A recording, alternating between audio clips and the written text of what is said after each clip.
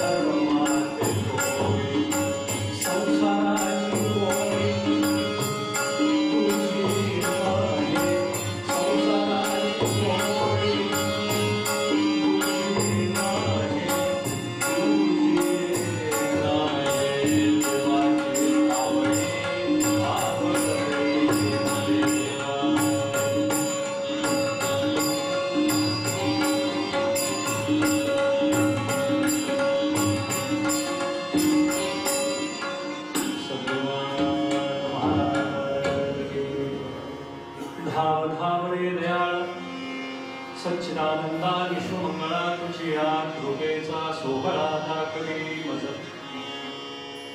सोडवी अधर्म हातीचा स्वाधीन करी धर्माच्या, जेथे तुझ्या पायाचा वियोग नाही, ज्ञान प्रकाश बुद्धीसी भक्ती उल्हास अंतरासी, यमदमडाग देहासी शुद्ध भावया, माझे वैखरी वसावे धर्म कीर्तन करावे, प्रवचने साहित्य रंगावे सभे माझे, मी तो अज्ञानी जडजीव वर्तृत्वाची नेणे सोय, माझ्या अंतरीचा भाव कळू सगळा, जरी विषयात्यंत ग्रहण पूर्णवाने केला सुलभ, तरी सद्गुरु कृपेने बुद्धी पुढे,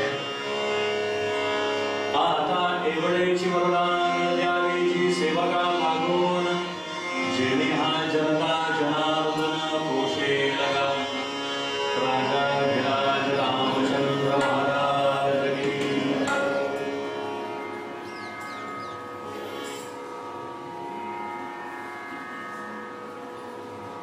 उदितदादा श्री गणेश सद्गुरुनाथ डॉक्टर रामचंद्र प्रल्हाद पारनेरकर महाराज, सद्गुरुनाथ परमपूजनीय डॉक्टर विष्णू महाराज उपस्थित, सर्व ज्येष्ठ आणि श्रेष्ठ सर्वांना वंदन करून, देवाची आवडी आवडी न देवा, कैसा सोस जीवा पडे तरी, देवाची आवडी स्वधर्माते जोडी, संसाराची गोडी तुझी नहे, संसाराची गोडी तयाची बागुडी, जो नयज्ञे जोडी देव कृपा,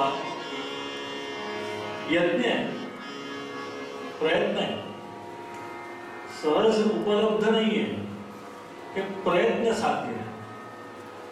देवाच्या आवडीचं होण्याकरता हे जे दोन प्रशस्त मार्ग सांगितले, एक भक्ती मार्ग आणि एक उपासना मार्ग, हे दोन मार्ग आहेत.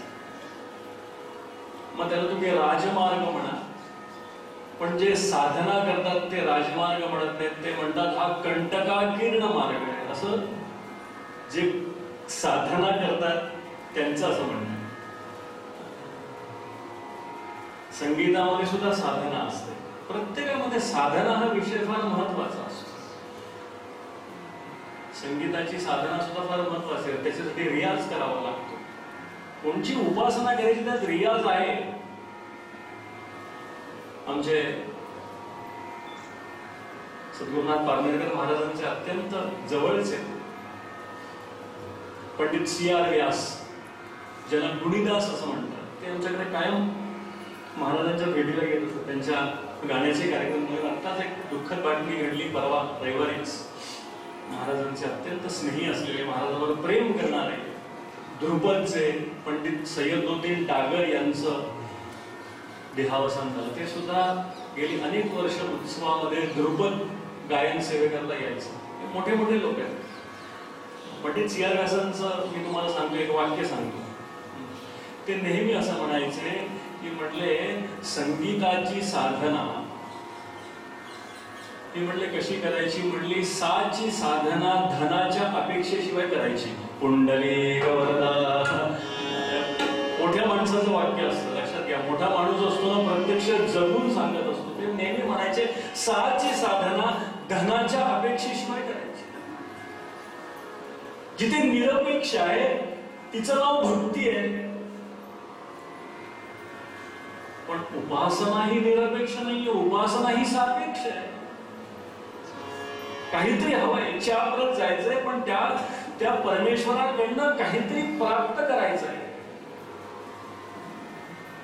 आपलं इष्ट प्राप्त काहीतरी देवाकडे मागायचंय, सकाम भावनेने जायचंय. प्रमोशन होत नाहीये. देवा लक्ष घाल, तुझ्या कृपेशिवाय प्रमोशन. देवाकडे मागाय, देवाला सर्व कळतं नाही का. त्याच्यावर आमचा एक असा बुद्धिवाद असतो, देवाला सांगण्याची काय गरज आहे. त्या भक्ती मार्ग जो आचरण करतो त्याला ठीक आहे हे सांगणं, पण जो उपासना मार्गी आहे त्याने देवाला सांगितलंच पाहिजे. सांगितल्याशिवाय मग देवाला कळत नाही का, हा भाग नाहीये. अरे त्याला कळतं, पण तू सांग. म्हणून संकल्प सांगितलाय. काय तुला प्रभू हा पार्लेकर महाराजांची आर्य आहे. काय तुला प्रभू हा कैशासाठी आधी मनी आण. काय तुला प्रभू हा कैशासाठी आधी मनी आण. जातील यज्ञ माया, जातील यज्ञ माया, संकल्पावीण तप घडे शीण.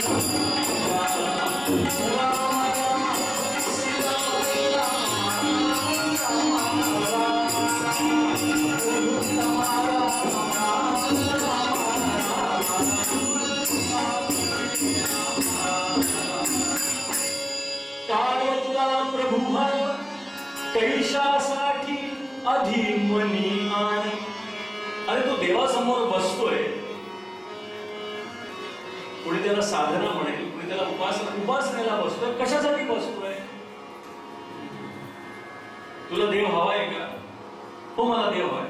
कशासाठी देव पाहिजे.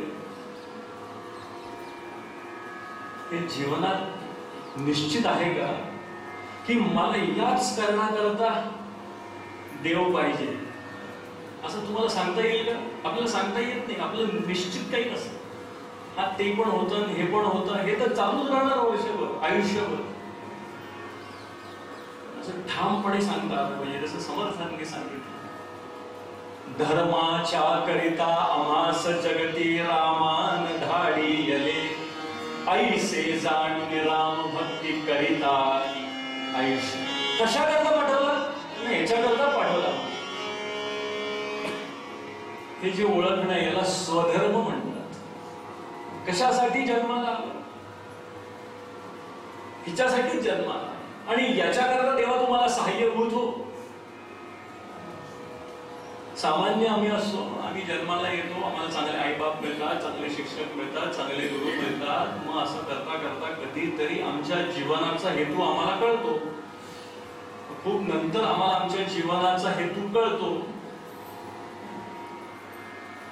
पण ही जी मोठी मंडळी जी असतात ही हेतू घेऊनच जन्माला येतात. सद्गुरुनाथ महाराज हे महत्व त्यांचा आणि आमच्यात हा फरक आहे की ते हेतू घेऊनच जन्माला येतात. याच्याकरताच मी जन्माला आलो. त्या हेतूच्या पूर्तीसाठी ते कर्मरत राहतात आणि देवाला आपलंसं करून घेतात. देवाची आवडी आवडी न देवा कैसा सोस जीवा. पण हा स्वधर्म आहे. हा स्वधर्म ओळखण्याचा मोठा सुंदर मार्ग आहे.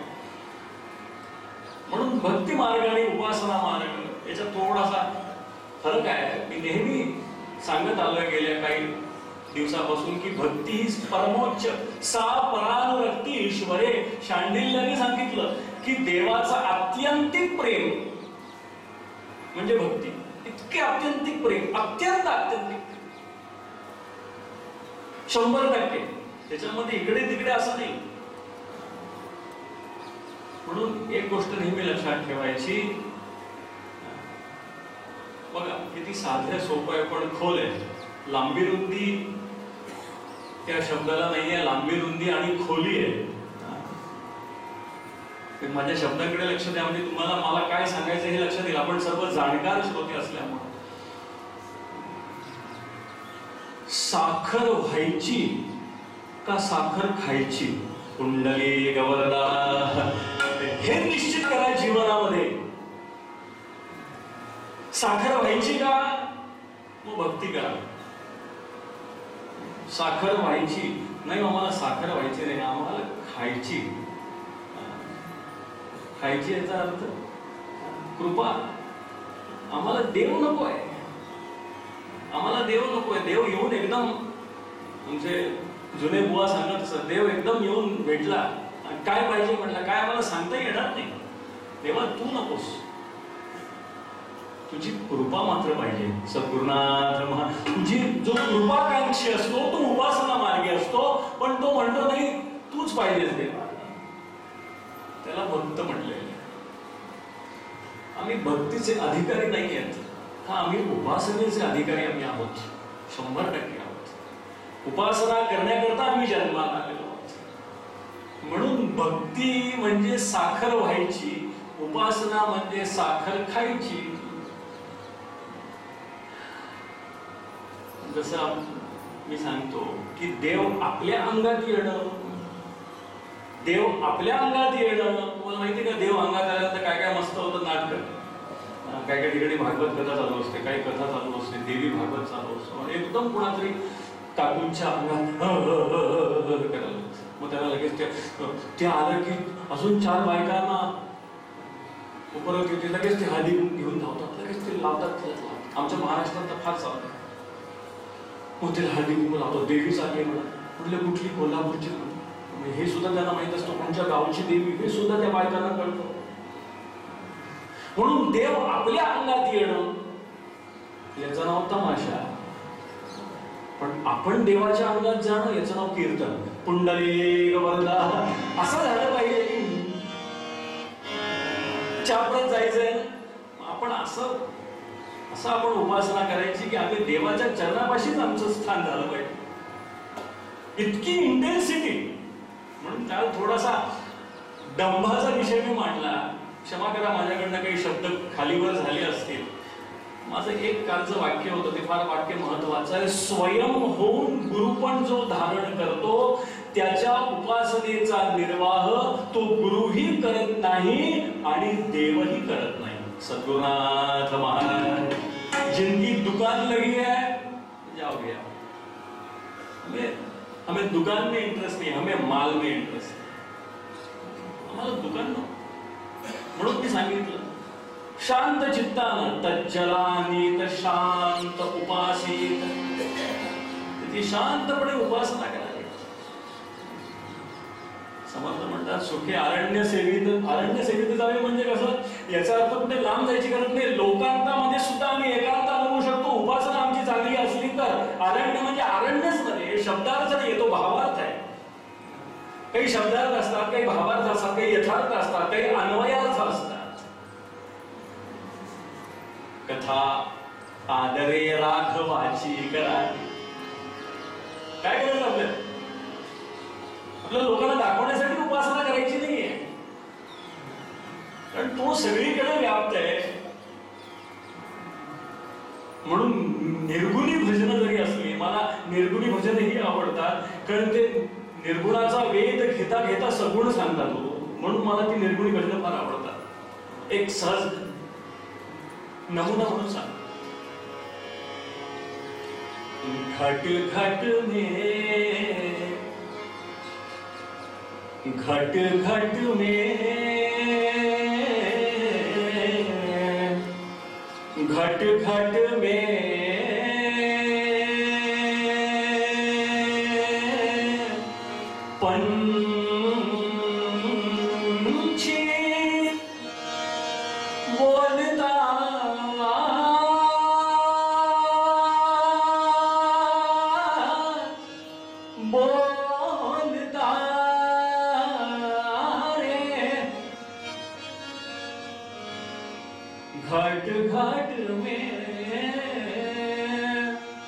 पंछी बोलता बोलता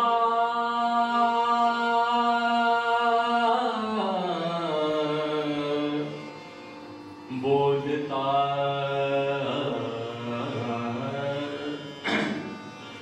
बोलता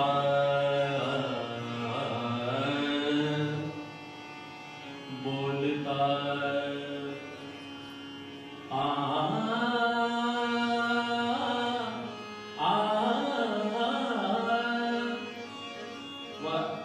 घट घट में पंछी बोलता घट घट में पंछी बोलता पंछी बोलता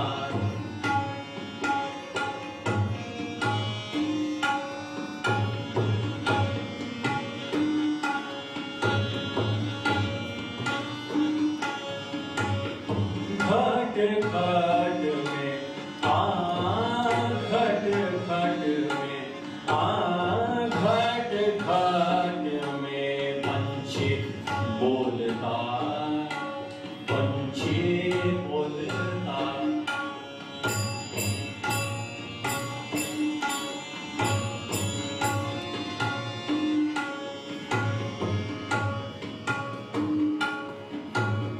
आप ही डंडी आप तराजू आप ही डंडी आप तराजू आप ही बैठा आप ही बैठा तोलता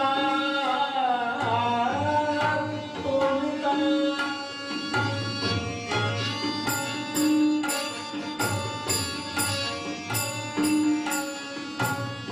आप ही बैठा तोलता तोलता तोलता घट घट में पंछी बोलता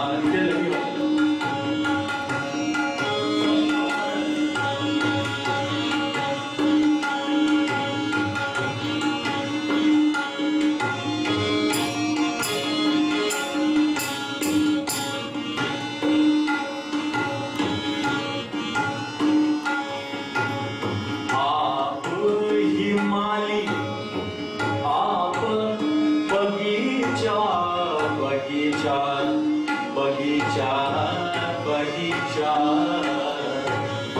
आप ही माली आप बगीचा आप ही कलियां तोड़ता आप ही कलियां तोड़ता तोड़ता तोड़ता घट घट में पंछी बोलता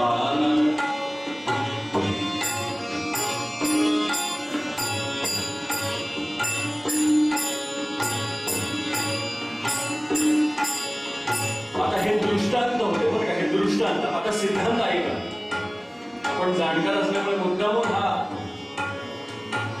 काय म्हणतात दोन दृष्टांत दिले आता सिद्धांत सब बन में सब सब बन में सब सब बन में सब आप विराजे सब बन में सब सब बन में सब सब बन में सब आप विराजे जड़ चेतन जड़ चेतन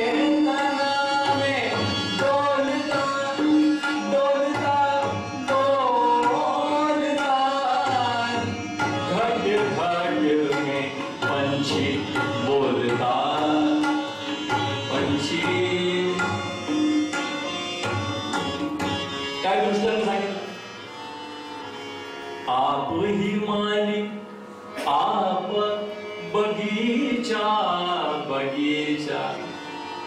अरे तूच आहेस. आप ही माली, अरे राखणाराही तू, ते जे निर्माण होत तेही तू. आप ही माली, आप बगीचा, आप ही कलियां तोड़ता, आप ही डंडी, आप तराजू, आप ही बैठा तोलता. सद्गुरुनाथ महाराज. किती सर्वव्यापक आहे हा परमेश्वर, किती सर्वव्यापक आहे. सब बन में सब आप विराजे, जड़ चेतन में डोलता. ती भिंत जड आहे, तिची भिंत आहे ती जड आहे. जड आहे की ती भिंत. अशा जड भिंतीला संत ज्ञानेश्वर त्या भिंतीवर बसले आणि समोर 1400 वर्ष जगलेला चांगदेव समोरून आला. हातात सर्पाचा चाबूक घेऊन व्याघ्रावर आरूढ, आणि ही मुक्ता म्हणते ज्ञाना हा चांगदेव आला, त्याच्या स्वागताला आपण द्यायला नको का. भिंतीवर बसलेली ही चौघ भावंड. ज्ञानोबाने सांगितलं ठीक आहे, हरकत नाही. अगं माय, चल ग माय. त्या भिंतीला म्हणले आणि भिंत चालली. मग त्याला जड म्हणता येईल का. सद्गुरुनाथ महाराज. जड म्हणता येईल का. पण ती जड भिंतीला कसं ते चेतनयुक्त केलं, हे जर आम्ही त्याची प्रक्रिया विचारात घेतली तर आम्ही जड होऊन जाऊ. आम्हाला जडत्व येईल, आम्हाला जडत्व येतो. तुम्ही जेव्हा चेतनाचा विचार करता, तांदळामध्ये आळ्या निर्माण होतात. कशा निर्माण होतात. प्रत्ययी, प्रत्यय म्हणजे नेहमी. म्हणजे जड तांदूळामध्ये, जड धान्यामध्ये हे चेतनयुक्त या आळ्या कशा तयार होतात, कधी विचार केलाय का आपण. म्हणून जड आणि चेतन हे या पूर्ण परमेश्वराची दोन रूप आहेत. परमेश्वराची दोन रूप आहेत. त्वेवाव ब्रह्मणो रूपे मूर्तम चैवामूर्तम च. कहत कबीर सुनो भई साधू, मन की गुंडी खोलता. हे जर कळलं तर किती आनंद आहे. पण इतकं परमेश्वराचं सजीव वर्णन आम्ही करतो. आप ही बागी, आप ही माली, आप बघ, अरे सर्व त्याचंच आहे. रुद्रामध्ये श्रावण महिना चालू आहे. रुद्रामध्ये दोन भाग आहेत, दोन भाग आहेत. जो पहिला भाग आहे त्याला नमक असं म्हणतात. नमक असं म्हणतात. ते झाल्यानंतर त्र्यंबकम यजामहे सुगंधिं पुष्टिवर्धनम् उर्वारुकमिव बन्धनात् मृत्योर्मुक्षीयमामृतात् ओम तत्पुरुषाय विद्महे महादेवाय धीमहि तन्नो रुद्रः प्रचोदयात्. अग्ना विष्णु सजोषाम वर्धन्तु मांगिरः द्युम्नेर्वाजेभिरागतम्. अग्ना विष्णू तुम्ही एकत्र या. सद्गुरुनाथ महाराज. मी ते रुद्र म्हणत असताना सुद्धा त्या रुद्राकडे माझं लक्ष नसतं, त्या रुद्राच्या अर्थाकडे सारखं लक्ष जात असतं. नमकामध्ये त्या परमेश्वराला वर्णन केलंय, त्या रुद्राला वर्णन केलंय. रुद्र स्वरूप फार वेगळं आहे. त्या रुद्राला वर्णन केलंय. रुद्राचं वर्णन असं केलंय, जर तुम्ही त्या रुद्राचा अभ्यास केला तुमच्याला की जगामधले सकल पदार्थ आहेत, त्या सकल पदार्थामध्ये तुला बघून मी तुला नमस्कार करतो. या भावनेनं नमकामध्ये त्या रुद्राला नमन केलेलं आहे. महत्वाचं आहे. स्तुती केली, स्तवन केलं. मी सांगितलं स्तवनाला फार महत्व आहे. स्तवनाचं अत्यंत महत्व आहे. आधी स्तवन, आधी परमेश्वराचं स्तवन. स्तवनाशिवाय पुढे जाऊ शकत नाही. मग ज्ञान होत असतं. पण आधी ज्ञान मग स्तवन असं नाही होत. आधी स्तवन. देवाला कधी पाहिलेलं नसतं. रुक्मिणीने पाहिलं होतं का भगवान गोपाल कृष्णाला? पाहिलं नव्हतं. कीर्ती ऐकली होती, गुणस्तवन ऐकलं होतं, आणि ते स्तवन ऐकून तिच्या अंतःकरणात कृष्णाची सगुण मूर्ती स्थापन झाली आणि त्या सगुण मूर्तीवरच ती प्रेम करू लागली. भेट तिची नंतर झाली. भागवत जर आपण बघितलं तर लक्षात येईल. आधी त्याच्याबद्दल ऐकून घेणं,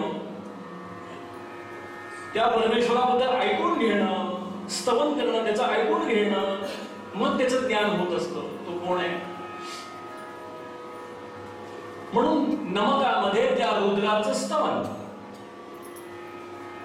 आणि स्तवन झाल्यानंतर मात्र हा रुद्र प्रसन्न होऊन, म्हणजे नमकामध्ये विश्वातल्या सकल पदार्थाचा रुद्राशी अभेद कल्पून त्याचं जे स्तवन केलं, त्याला जे नमन केलं, त्या नमनाला त्यांनी चमकामध्ये पुष्टी दिली आहे. कुंडली गवरदा, पुष्टी म्हणजे हो मी आहे. जर कोणी सांगितलं वा तुमचं संकीर्तन चांगलं झालं, असं कोणी मला सांगितलं, ठीक आहे ठीक आहे, जे काय आहे महाराजांची कृपा. म्हणजे मी काय केलं, त्याच्या दिलेली जी दाद आहे त्या दादेला मी पुष्टी दिली. तसं नमकामध्ये जे वर्णन रुद्राचं केलेलं आहे, त्या वर्णनाला, त्या स्तवनाला, त्या स्तुतीला भगवान रुद्रानं चमकामध्ये काय केले? पुष्टी दिली. अस्माश्च मे, हो मीच आहे. सद्गुरुनाथ महाराज, हो अस्मा मीच आहे. अस्माश्च मे मृत्तिकाश्च मे, माती, हो माती देखील मीच आहे. अस्माश्च मे मृत्तिकाश्च मे गिरयश्च मे पर्वताश्च मे, पर्वत मीच आहे. सिकताश्च मे, सिकत म्हणजे वाळूचा पण तो सुद्धा मी. सिकताश्च मे, अस्माश्च मे मृत्तिकाश्च मे गिरयश्च मे पर्वताश्च मे सिकताश्च. प्रत्येकाला हो मी आहे, हो मी आहे, काय हरकत नाही, मी आहे. भक्ता मी आहे. कुंडली गवरदा, हे काय, हे काय, हे सगुण आहे का निर्गुण आहे? असं कोणी म्हणू शकतं का? नाही हे वेदामध्ये सगळं निर्गुण नाही, नाही सगुण. याची देही याची डोळा, तुम्ही अनुभव घ्या. म्हणून आमच्याकडे असं सांगितलं, आता आम्ही अभ्यास म्हणून सांगतो, वेदातल्या मंत्रातले अर्थ असतात, त्याची अनुभूती घ्यायची, अर्थ लावायचे नाही, असं वैदिकांनी आम्हाला सांगितले. त्याची अनुभूती घ्या तुम्ही. अनुभूती, रात्रीची वेळ असते, सगळं सामसूम असतं, 9 वाजता कार्यक्रम संपला आणि सगळं, आमच्या इंदोरचा शब्द आहे, सूर्यपटक सन्नाटा, कोणी नाही, इथून तिथपर्यंत अंधार. अंधारामधून आता हे दाल बाजार बाहेर निघालो, सगळं रस्त्यात चिडीचूप. जाता जाता एखादं 2 श्वान अंगावर आले.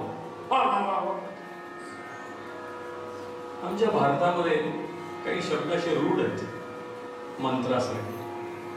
कुत्रा अंगावर आला तर तोंडातून सहज शब्द काय, आता हट या शब्दाचा शब्दार्थ सांगा, भावार्थ सांगा, यथार्थ सांगा, अन्वय अर्थ सांगा. काय आहे?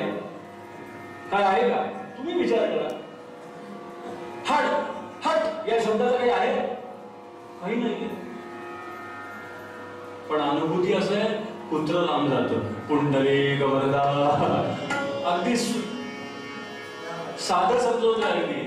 माझी सांगण्याची पद्धत अशी आहे, मी विद्वान नाही, मी विद्वान आहे म्हणून मी इथे आलो नाही, मला विद्वान व्हायचे म्हणून मी इथे आलो. हा भाव मला माहिती आहे, मी विद्वान म्हणून इथे आलेलो नाही. श्रोते विद्वान करत असतात आपल्याला. हाड म्हटल्यानंतर कुत्र लांब जातं, ही अनुभूती घेण्याकरता हाडचा उच्चार अशा पद्धतीने करायचा असतो की हट रे असं म्हटलं जाईल का? कुंडली गवरदा, कुत्र जवळ आलं, हट रे असं जाईल, कुत्र जाईल, हट असं त्या आवेशानेच म्हणावं लागतं. म्हणून स्वराला महत्व आलं. वेदामध्ये स्वराला त्याच्यामुळे महत्व आलं की तो स्वर, तो मंत्र तोच आहे. त्या मंत्राला ती स्वराचं अधिष्ठान असल्यामुळे अनुभूती करता स्वर आवश्यक आहे. म्हणून स्वराला ते मंत्र म्हणा. वेदांनी सांगितलंय अवाक्षरम हनायुष्यम विस्वरम व्याधी पीडितम सांगून ठेवलंय. तुम्ही अवाक्षरम हनायुष्यम, तुम्ही काहीतरी चुकीचा शब्द वापरला, काय होतं? अवाक्षरम हनायुष्यम. जो मंत्र त्याच्यात नाही त्याचा मंत्राचा उच्चार तुमच्या तोंडून आला. आता आम्ही शिकायला जायचो, अगदी प्रारंभात गणपती अथर्वशीर्षापासून प्रारंभ केला. मग त्या फलश्रुतीमध्ये आहे सूर्यग्रहे महानद्यां प्रतिमा सन्निधौवा जप्तवा सिद्ध मंत्रो भवति. किती साधं आहे, मला खूप सोपं वाटतं. त्यावेळेला उच्चारच व्हायचे नाही. तर आमचा एक सहयोगी होता प्रमोद म्हणून, गुरुजी म्हणायचे सूर्यग्रहे महानद्यां प्रतिमा सन्निधौवा जप्त्वा सिद्ध मंत्रो भवति. हा म्हणायचा सूर्यग्रहे महानंद्यां. आमचे दाजी गुरुजी म्हणायचे अरे नंदी बैला महानद्यां. हो गुरुजी महानंद्यां. नंद्यामच म्हणायचं. लक्षात घ्या, उच्चार पटकन येत नाहीत. महानद्यां सोमानं स्वरणं कृणोहि रेणू खाली आहे. कृणोहि ब्रह्मणस्पते अक्षिवन्ते औषिजः यो रेवान्मेव वासुवे पुष्टिवर्धनः. हे तसं झालं पाहिजे का? त्याचा आग्रह काय? वैदिकांचा आग्रह काय? अरे मंत्र आहे, हे मंत्र कोणी तयार केले नाहीत. मंत्र कोणी तयार केले नाहीत. जसं काव्य तयार केलं जातं, मी काल परवा सूरदासांचं सांगितलं, शब्दांची योजना असते, त्या शब्दांच्या योजनेवर काव्य निर्माण केलं जातं. तसं मंत्र तयार करत नाही ते ऋषींना. ते दिसले, कुंडली गवरला दिसले, मंत्र प्रादुर्भूत झाले. आणि कशामुळे प्रादुर्भूत झाले? ते ध्यान योगानुगतान अपश्यन. ते ध्यान योगाला बसले. म्हणून